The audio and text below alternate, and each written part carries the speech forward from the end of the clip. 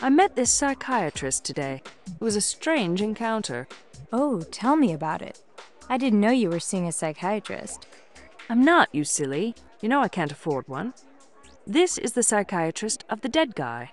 Oh, his psychiatrist. You mean he could afford one? Apparently, yes.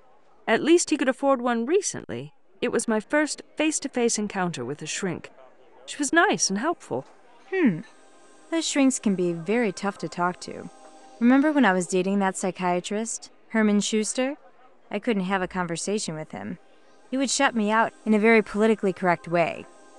I suspect he was only after my body. Can't blame him, can you? Sandra, I refuse to comment on that. You're lucky that the dead guy's shrink was willing to talk to you. Maybe she'll help you solve the case, Ms. Private Eye.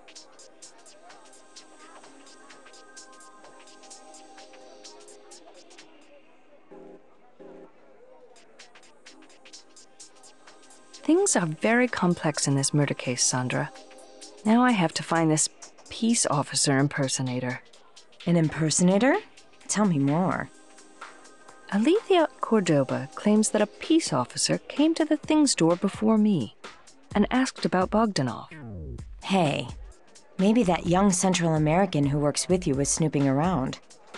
What was his name again? Don Juan? Don Juan. Yeah, right. Really funny.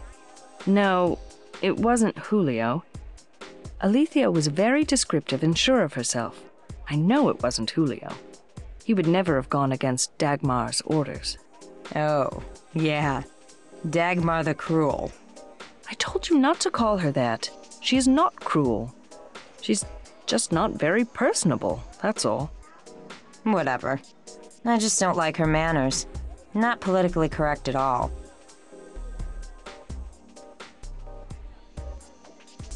Julius is driving me crazy. Why? What did he do now? He hid my key and threw away my PA. I was fortunate enough to find my PA, but no luck with the key. I had to pull a trick that I saw in an old movie to access my stuff. I don't understand why anybody in your office is putting up with him. Well, it is said that he saved the life of a director during a riot in the early days of the academy. I know all about that, but it still doesn't explain why he's still an academy student who never pays. How old is he now? I don't know, but he looks ancient, and nothing he says makes sense anymore. I think he's going senile. Hey, could Chief Dagmar be having an affair with old Julius? Maybe that's why he's still sweeping the floors. Oh, Sandra. Do you really think Chief Morrison would sleep with a janitor? Why not? Maybe he's got something we don't know about. Oh, Sandra, we are so lucky. Are you talking about lucky in love? No. Why do you have to make a joke about everything? I'm referring to an even more basic need, the need for security. Larissa Lukin told me about the chaos and crime and all the other bad things that are prevalent in Russia. Well, what did you expect from a rogue state? Wake up and smell the flowers. Don't you feel lucky that we're living in such a tranquil and stable society? I don't believe it has anything to do with luck, dear. After all, if those rogue staters had better HDIs, they wouldn't have such fundamental problems. We're simply superior individuals, and that's why our union is supreme. Regardless, my tough, thick-skinned friend, I feel lucky. Oh, did I tell you how the dead guy and his preferred partner met? No. Was it a match made in the Immigration Academy? Yes. How did you know? Just a guess. Oh, I can't imagine. Meeting a sexual partner in a dirt hole like the Immigration Academy? Just the thought of it gives me the creeps. How can one think about sexual urges in such a filthy environment? What are you talking about? It's an immaculate place. The immigration applicants are to keep it spotless, or else they all fail. Get out of here. What about the immigrants themselves? Don't tell me they're immaculate. Immaculate my ass. Sandra, do you find our pyramid fascinating? Well, I find the shops in the pyramid fascinating. But as far as I'm concerned, they need to change the shape of it. Oh yeah? To what? How about a heart? Oh, quit it.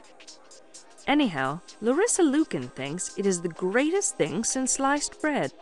She fantasizes about it, like you fantasize about your men. Well, I guess it would be quite impressive for an immigrant. She told me they would watch it from their dorm rooms in the academy and dream of shopping inside, as if it was something unreachable. So, did she think it was going to do backflips or something? Oh, Sandra, you really can be so heartless at times.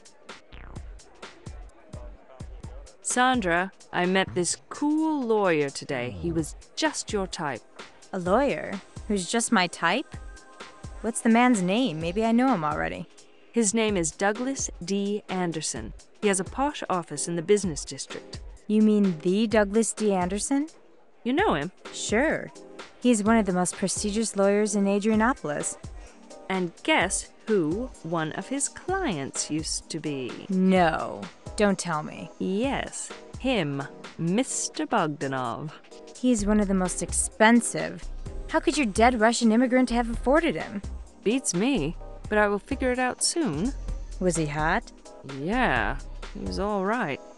Blue eyes, blonde hair, had a nice bod. So, are you going to see this hunk of a lawyer again? I think so.